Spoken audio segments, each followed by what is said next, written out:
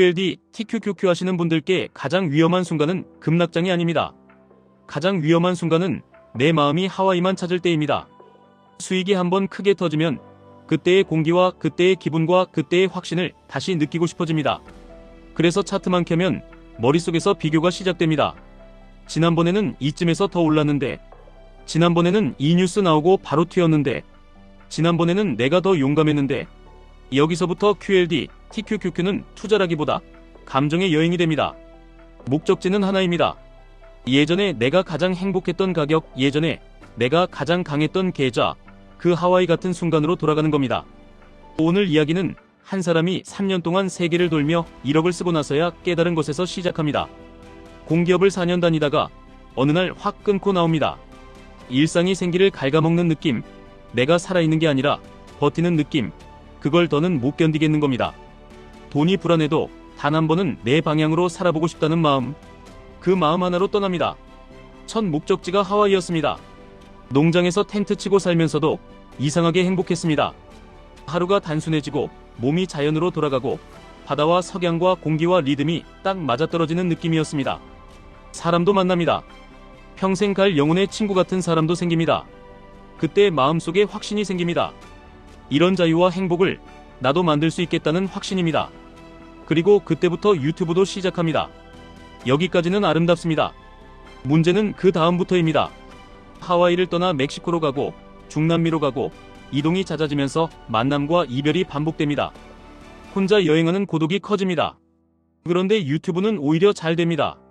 한 달 만에 알고리즘을 타고 수익도 생깁니다. 좋아하는 일을 하면서 여행도 하고 도움도 주고 돈도 번다. 꿈이 현실이 된 것 같습니다. 그 순간 사람은 쉽게 착각합니다. 행복이 바깥에서 온다고 말입니다. 여행을 하니까 행복하다. 유튜브가 잘 되니까 행복하다. 좋은 사람을 만나니까 행복하다. 그래서 그 바깥 조건을 붙잡기 시작합니다. 그때부터 비교가 시작됩니다.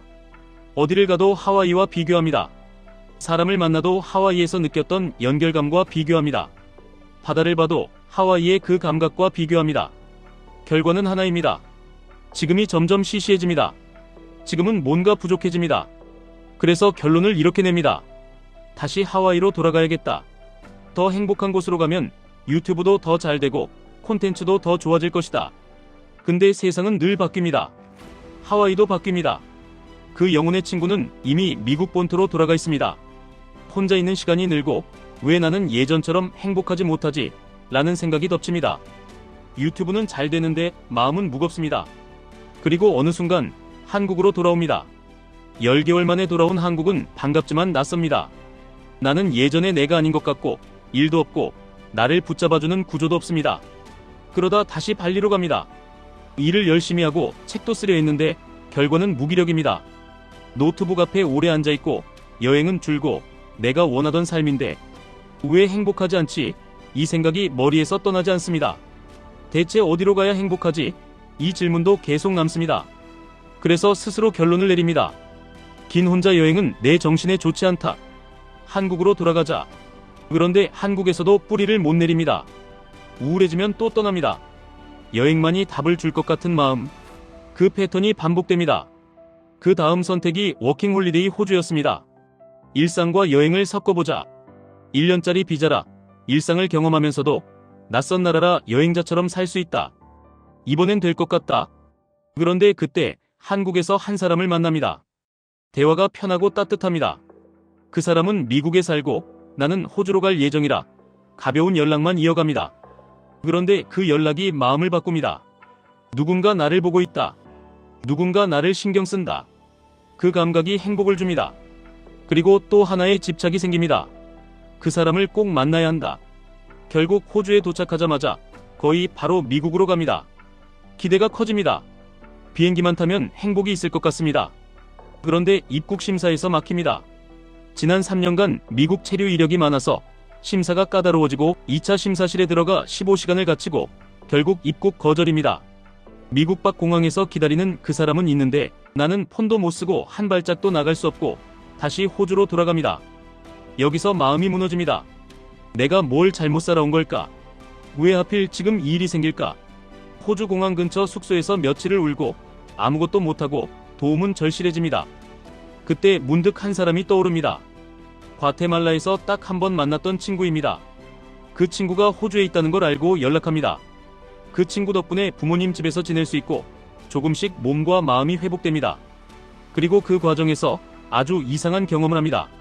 내가 애써 끌어당기려 할 때는 안 되던 것들이 내가 놓아버리고 숨을 고르니 집도 일도 사람도 자연스럽게 들어옵니다. 그때 드디어 보입니다. 내가 무엇에 집착해왔는지 말입니다. 관계를 내가 원하는 방향으로 끌고 가려는 집착, 행복을 특정 조건에 묶어두려는 집착, 하와이 같은 순간을 다시 재현하려는 집착, 그 모든 게 나를 더 불행하게 만들었다는 사실입니다. 호주에서 다시 지루함이 올라옵니다. 또 떠나고 싶고 한국으로 가고 싶고 불만이 보입니다. 그런데 이번엔 패턴이 보입니다. 어디에 있어도 이 답답함이 따라온다. 이건 밖의 문제가 아니라 내 안의 문제다. 그래서 결심합니다. 이제 행복을 외부에서 찾지 않겠다. 하와이도 여행도 유튜브 성공도 사랑받는 느낌도 다 변한다. 나는 그 변하는 것들을 잃을까봐 두려워했고 그래서 더 집착했고 그 집착이 고통이었다. 반대로 이걸 받아들이니 자유가 생깁니다. 어디서 살아도 결국 내가 나를 다룰 수 있으면 된다. 그게 진짜 자유다. 이제는 지금 이 자리에서 이 순간에 머무는 연습을 하겠다. 지금 있는 곳을 천국으로 만들겠다. 이게 3년 여행 1억을 쓰고 얻은 결론이었습니다. 그리고 여기서 QLD, TQQQ로 연결됩니다. 왜냐하면 레버리지는 여행과 똑같이 사람을 시험하기 때문입니다. 특히 행복을 바깥 조건으로 붙여버린 사람을요. QLD, TQQQ로 크게 벌어본 분들, 그때의 기분이 하와이입니다. 계좌가 하루에 확 불어나는 그 쾌감, 내가 세상을 이해한 것 같은 착각, 내가 선택한 방향이 맞았다는 확신. 그때부터 많은 분들이 이렇게 바뀝니다. 행복은 상승장에서 온다. 평온은 수익에서 온다. 자존감은 수익률에서 온다. 그러면 차트가 꺾이는 순간 내 마음도 같이 꺾입니다. 그리고 그때부터 똑같은 패턴이 시작됩니다. 첫째, 비교입니다. 지금의 수익을 과거의 최고점과 비교합니다. 지금의 시장을 예전의 불장과 비교합니다. 지금의 나를 예전의 나와 비교합니다.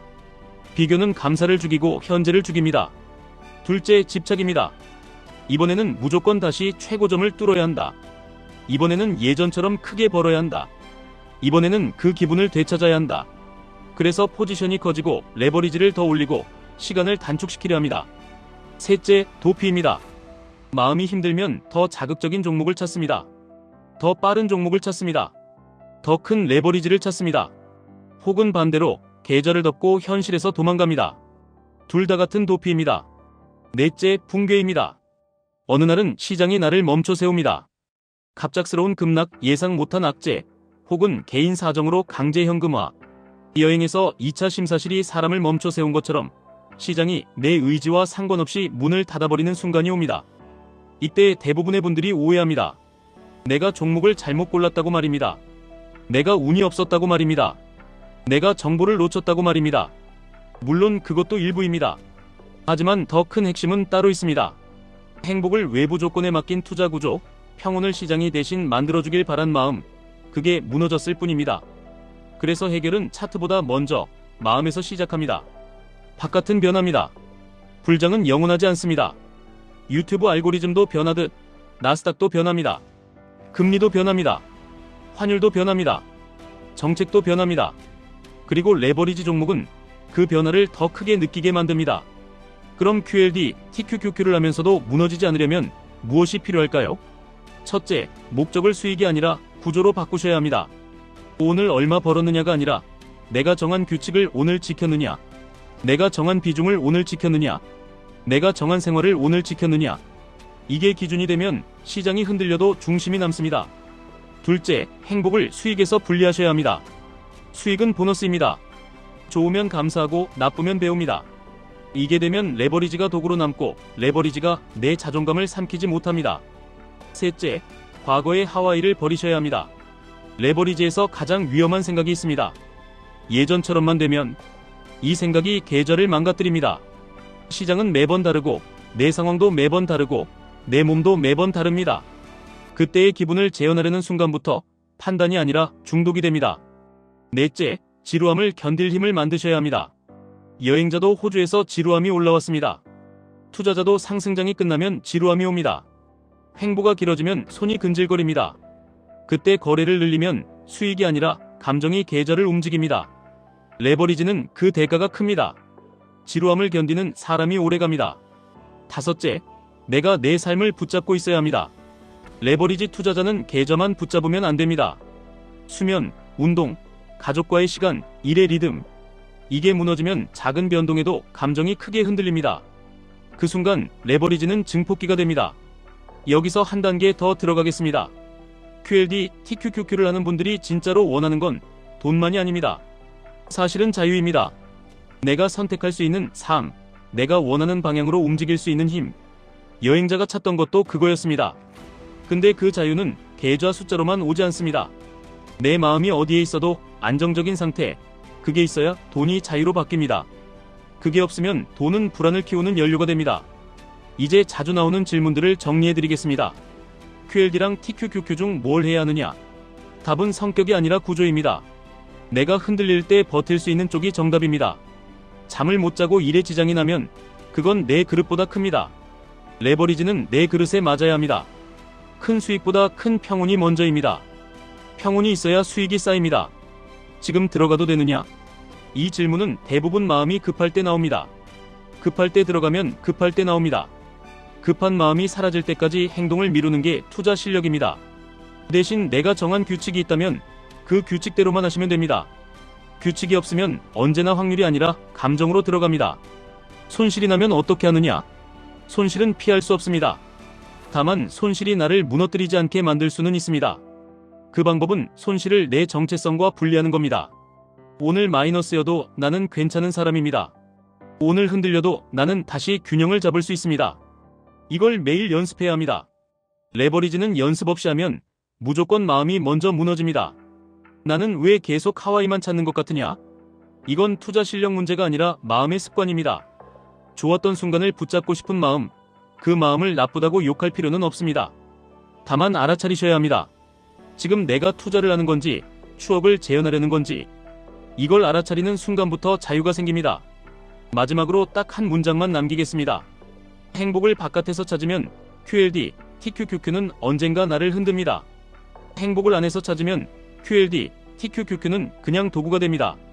지금 있는 자리에서 계좌도 삶도 천국으로 만드는 사람, 그 사람이 결국 오래 이깁니다. 지금까지 1분 투자 하이젠버그였습니다.